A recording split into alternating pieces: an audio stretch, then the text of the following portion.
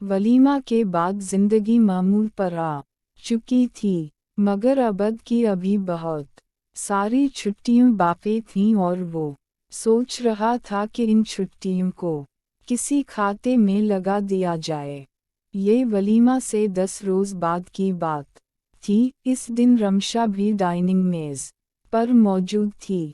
चूंकि छुट्टी का दिन था, सो इनास लाला और हुरिया भाभी भी घर में थे। हमेशा की तरह हुरिया मामा और खाला के साथ किचन में मसरूफ़ थी। मैना और इनास लाला ना जाने किस बहस में उलझे हुए थे।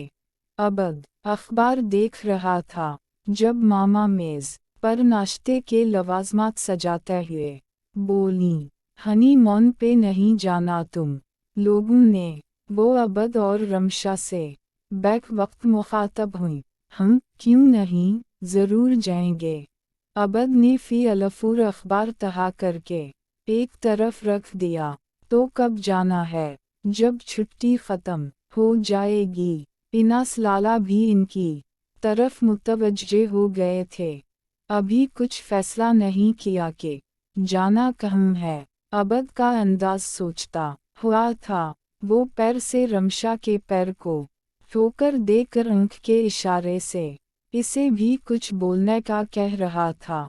नारदरन एरियाज चले जाओ घूमने फिरने के लिए। हमारे मुल्क से ज़्यादा खूबसूरत कोई दूसरी जगह मुझे तो नज़र नहीं आती। हुरिया और खाला भी कुर्सी पर बैठ गई थीं। तो फिर ठीक है, मैं इंतज़ामात करवा देता हूँ। इनास ने ताईद तलब नज़रों से अबद की तरफ देखा था। वो जो इस बात में सर हिलाने लगा था, एकदम रमशा को बोलते देखकर खामोश हो गया। हमें नारदरन एरियाज नहीं जाना। 140 मरतबा तो देख चुकी हूँ। हर वैक्शंस पर हम लोग घूमने फिरने के लिए सवात कागान जाते रहे हैं। आप बराए मेहरबानी हमारे लिए तरद्दुद मत कीजिएगा। मम्मी ने दुबई के लिए हमारे टिकट्स खरीद लिए हैं। हनीमून का ट्रिप मम्मी की तरफ से गुफ्त होगा। वो काफ़ी खुरदरा लहजे में बोली थी। इनास और हुरिया एक दूसरे की तरफ देखकर रह गए, जबकि खाला और मामा हका बका थीं।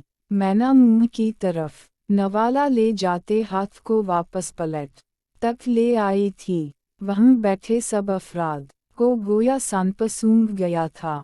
अबद ने माहौल में फैली कशीदगी को महसूस किया और फिर कदरे खिफा से अंदाज में बोला, ये बात तुम सलीक़े के साथ भी कर सकती थी। मुझे सलीक़े करीने नहीं आते।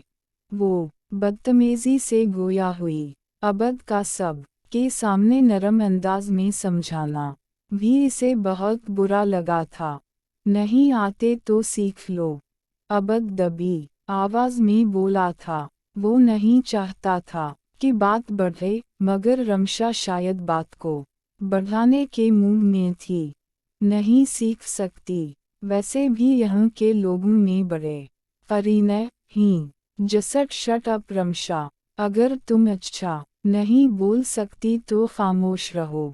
अबद ने अपनी आवाज़ फिर भी बुलंद नहीं होने दी थी।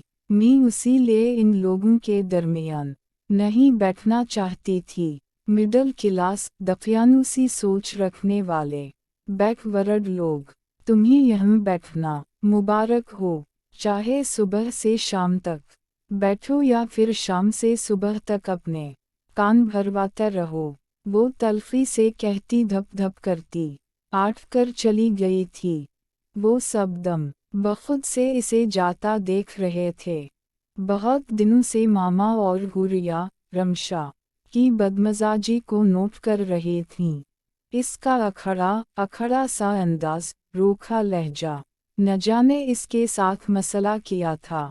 इनकी हर सीधी बात भी इसे अल्टी नज़र आती थी। वो कुछ कहती थीं और रमशा समझती कुछ थी, और अब तो वो इनास पर भी बात बात पर तंजिया जुमले फेंक देती थी। घर में खाला और मैना के अलावा इन तीनों से तो इसने ख्वाह मखुआ का बैर बांध लिया था, खुसूसन मामा से तो इंतहा दर्जे की बदतमीजी भी कर देती।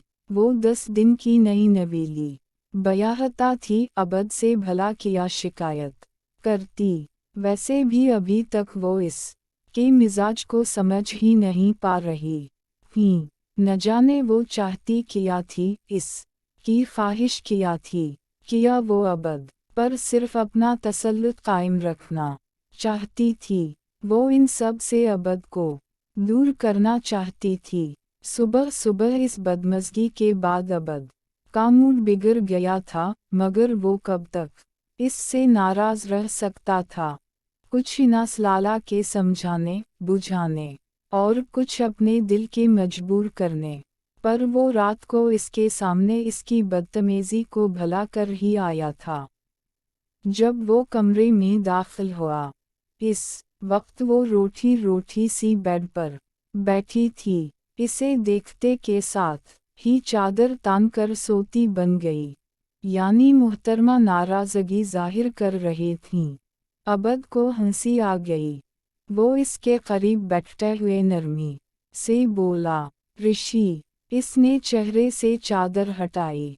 मेरे साथ बात करने की ज़रूरत नहीं अभी, वरना बहुत बुरी तरह से पेश आऊंगी।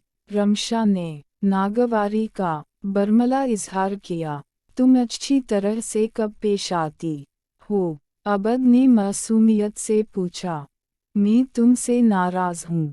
वो पास रखा तकिया मुंह पर रखना चाहती थी, मगर अबद ने इसकी कोशिश को नाकाम बना दिया।